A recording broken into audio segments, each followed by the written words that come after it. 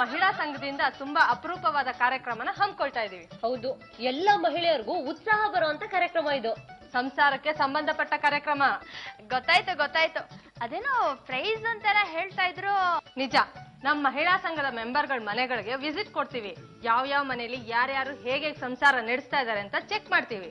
ಆಮೇಲೆ ಹೆಂಡತಿಗೆ lucky wife ಅಂತ ಬಹುಮಾನ ಕೊಡ್ತೀವಿ. ಹೆಂಡತಿಗೆ ಲಕ್ಕಿ ವೈಫ್ ಬಹುಮಾನನ? ಹೌದು ರೀ. ಗಂಡನ್ನ ಪರ್ಫೆಕ್ಟ್ ಆಗಿ ಇಟ್ಕೊಂಡಿರೋ ಹೆಂಡತಿ ಲಕ್ಕಿ ವೈಫ್ ತಾನೆ, ಅದಕ್ಕೆ ಆ ಬಹುಮಾನನ ಅವಳಿಗೆ ಕೊಡ್ತೀವಿ.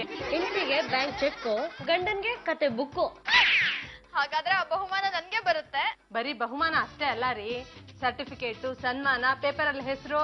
ಆ ಬಹುಮಾನ ನನ್ಗೆ ಸಿಗ್ಬೇಕು ಅಂತ ನಾನು ಪ್ರಯತ್ನ ಮಾಡ್ತೀನಿ. ಕಾನ್ಫಿಡೆನ್ಸ್ ಅಂದ್ರೆ ಇದು. ಗೆಲ್ತೀನಿ ಅನ್ನೋ ಉತ್ಸಾಹ ಛಲ ಇರ್ಬೇಕು. ಕಾಫಿ ತಗೋತೀರಾ, ಟೀ ತಗೋತೀರಾ? ಏನು ಬೇಡ, ಈಗ ಊಟದ ಟೈಮ್ ಅಲ್ವಾ, ಮನೆಗೆ ಹೋಗ್ತೀವಿ. ಒಳ್ಳೇದಾಯ್ತು. ಮನೇಲಿ ಹಾಲಿರ್ಲಿಲ್ಲ, ಸುಮ್ನೆ ಸಂಪ್ರದಾಯ ಕೇಳ್ತೆ. ಇಲ್ಲಿ ನಿಮ್ ಯಜಮಾನ್ರು ಕಾಣ್ತಾನೆ ಇಲ್ಲ? ಇದಾರೆ ರೀ.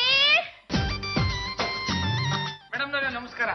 ಇವರೇ ನಮ್ಮ ಯಜಮಾನ್ರು. ಲಾಯರ್ ಗುಂಡಣ್ಣ. ಈ ಲಾಯರ್ ಗುಂಡಣ್ಣ ಕರಿ ಕೊಟ್ಟು ಹಾಕೊಂಡು ಕೋರ್ಟ್ಗೆ ಬಲಗಾಲಕ್ಕೆ ಎಂಟ್ರಿ ಕೊಟ್ಟ ಅಂದ್ರೆ ವಿಚ್ಛೇದ ಕೇಸು ಒಪ್ಪಂದಕ್ಕೆ ತಿರುಗುತ್ತೆ, ಎಡಗಾಲಿಟ್ಟು ಎಂಟ್ರಿ ಕೊಟ್ಟ ಅಂದ್ರೆ ಒಪ್ಪಂದದ ಕೇಸು ವಿಚ್ಛೇದಕ್ಕೆ ತಿರುಗುತ್ತೆ. ಎರಡು ಕಾಲು ಇಟ್ಕೊಂಡು ಯಾವತ್ತು ಕೋರ್ಟ್ ಹೋಗಿಲ್ಲ, ಹೋದ್ರೆ ಏನಾಗುತ್ತೋ ಗೊತ್ತಿಲ್ಲ. ಇವ್ರು ಕೊಡೋ ಉತ್ತರನ ನೀವು ಕೇಳಿಸ್ಕೋಬಾರ್ದು, ಹಾಗಾಗಿ ನೀವು ಸ್ವಲ್ಪ ಆಚೆ ಇರಿ. ಆಚೆ ಯಾಕೆ ಬಿಡಿ ಮೇಡಮ್, ಹೆಡ್ಫೋನ್ ಇದೆಯಲ್ಲ, ಮ್ಯೂಸಿಕ್ ಕೇಳ್ತಾ ಇರ್ಲಿ. ಓಕೆ.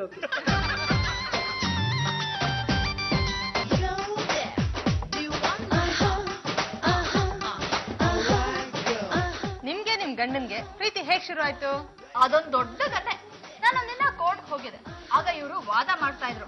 ಎಷ್ಟ್ ಚೆನ್ನಾಗಿ ವಾದ ಮಾಡ್ತಾ ಇದ್ರು ಅಂದ್ರೆ ನನ್ಗಂತೂ ತುಂಬಾ ಸಂತೋಷ ಆಗೋಯ್ತು.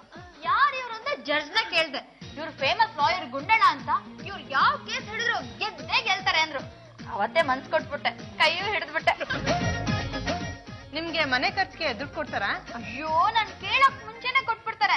ನಾನ್ 100 ರೂಪಾಯಿ ಕೇಳಿದ್ರೆ 1000 ರೂಪಾಯಿ ಕೊಡ್ತಾರೆ, 1000 ಕೇಳಿದ್ರೆ 2000 ಕೊಡ್ತಾರೆ. ಇಷ್ಟೆಲ್ಲ ಬೇಡ ರೀ ಅಂದ್ರೆ ಪರವಾಗಿಲ್ಲ ತಗೋಚಿದಂತ ಕೈ ತುಂಬಿಡ್ತಾರೆ. ನೋಡಿ, ಈಗ ಅವ್ರು ಸರ್ದಿ, ನೀವು ಅಲ್ಲೋ ಕೂತ್ಕೊಳ್ಳಿ. ಸರಿ. ಪರಮ ಹಾಡ್ ಚೆನ್ನಾಗಿತ್ತ? ನೋಡಿ, ನಿಮ್ಗೆ ನಿಮ್ ಹೆಂಡತಿಗೆ ಈ ಲವ್ ಅನ್ನೋ ಅಂಕುರ ಹೇಗಾಯ್ತು? ಗ್ರಹಚಾರ ಮೇಡಮ್. ಯಾವತ್ತೋ ಒಂದಿನ ಪ್ರವಾಹ ಬರುತ್ತೆ, ಯಾವತ್ತೋ ಒಂದಿನ ಸುಂಟ್ರ ಗಾಳಿ ಬರುತ್ತೆ, ಯಾವತ್ತೋ ಒಂದಿನ ಮಲಗಿರೋ ನಾಯಿ ದಿಢೀರ್ ಅಂತ ಓಡೋಗ್ಬಿಟ್ಟು ಭೂಕಂಪ ಆಗುತ್ತೆ. ಇದಕ್ಕೆಲ್ಲ ನೀವು ಏನ್ ಹೇಳ್ತೀರಾ ಹೇಳಿ? ಪ್ರಕೃತಿ ವಿಕೋಪ ಅಂತೀವಿ. ನನ್ನ ಮದ್ವೆನೂ ಆ ಲಿಸ್ಟ್ಗೆ ಹಾಕೊಂಬಿಡಿ.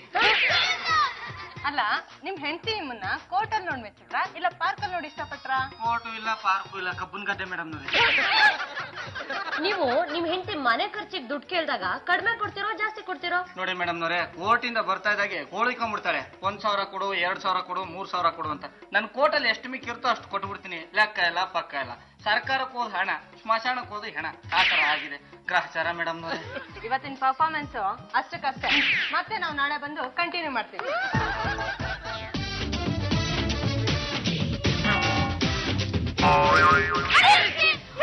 ನೋಡಿ, ಇವ್ರು ನಟ್ಟು ಬುಲ್ಟಲ್ಲಿ ಲೂಸ್ ಆಗಿ ಕಿವಿಯಿಂದ ಹೊರಗಡೆ ಬಂದ್ಬಿಟ್ಟಿದೆ.